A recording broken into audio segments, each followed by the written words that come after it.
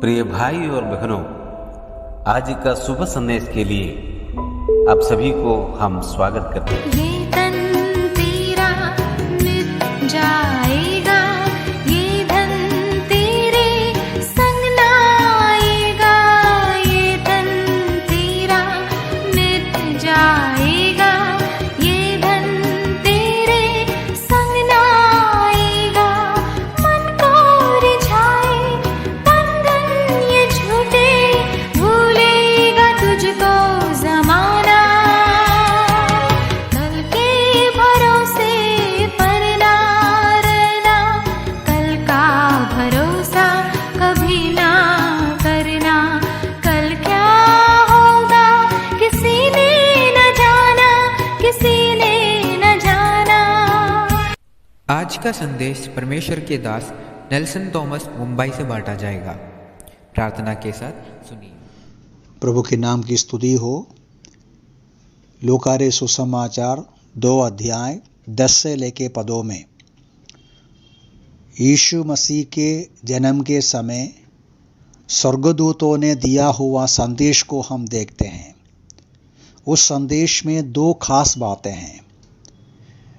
बेतलहम के चरनी में जन्मा हुआ इस बच्चा कौन है और उसके द्वारा आपको क्या लाभ मिलेगा।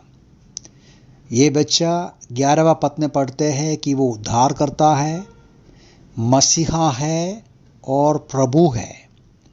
उसके द्वारा क्या लाभ मिलते हैं मनुष्य जाति के लिए। उसने कहा डर निकालने वाला है, सारा भय निकल जाएगा। और दूसरी बात कह रहा है बड़े आनंद का सुसमाचार है जो सबके लिए होगा।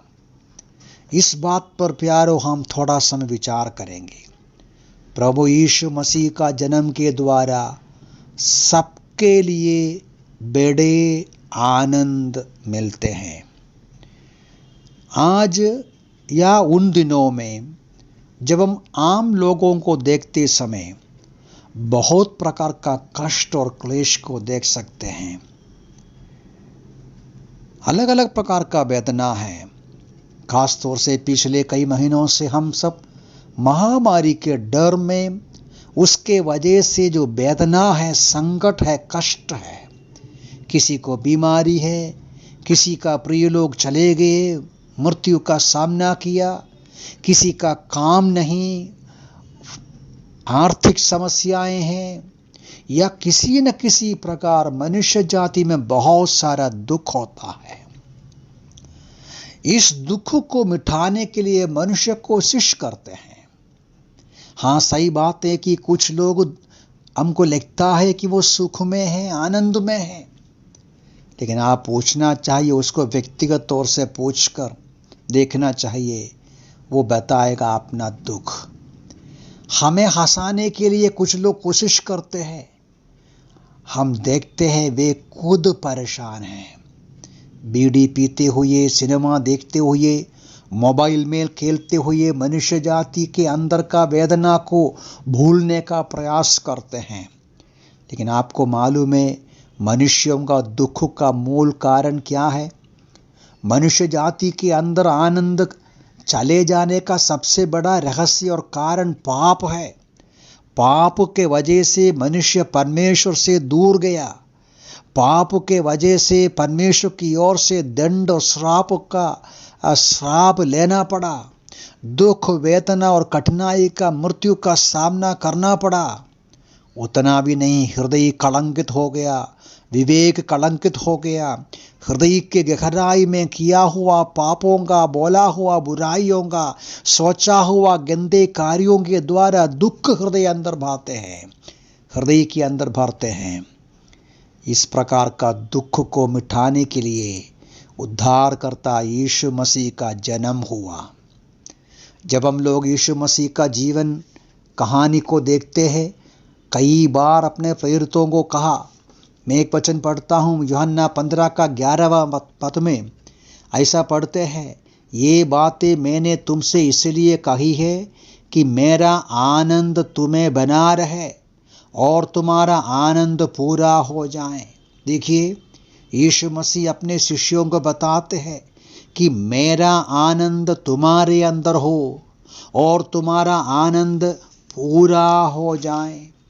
बाद में 16वां अध्याय का 20वां पद में उसी प्रेरितों से यीशु कहा, तुम लोग रोवोगे, विलाप करोगे, परंतु संसार आनंद करेगा। क्यों विलाप करेंगे?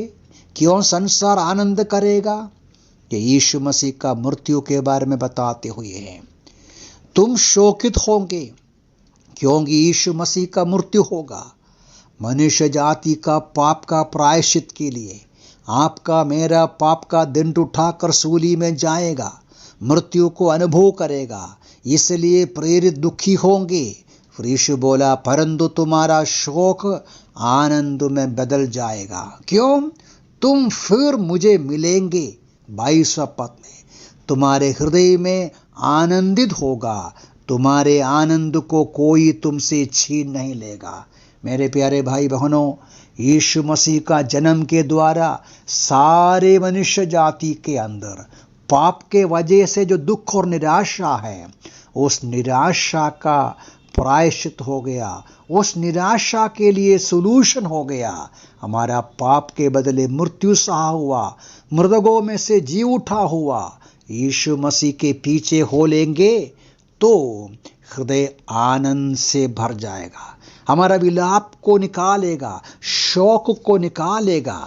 भजन संहिता लिखने वाला ऐसा कहते हैं, उसने ऐसा कहा कि मेरे हृदय को तुम आनंद से भर दिया, उस आनंद से भी अधिक जो उन्हें अन्न और दाखमधु की बढ़ती से होता है।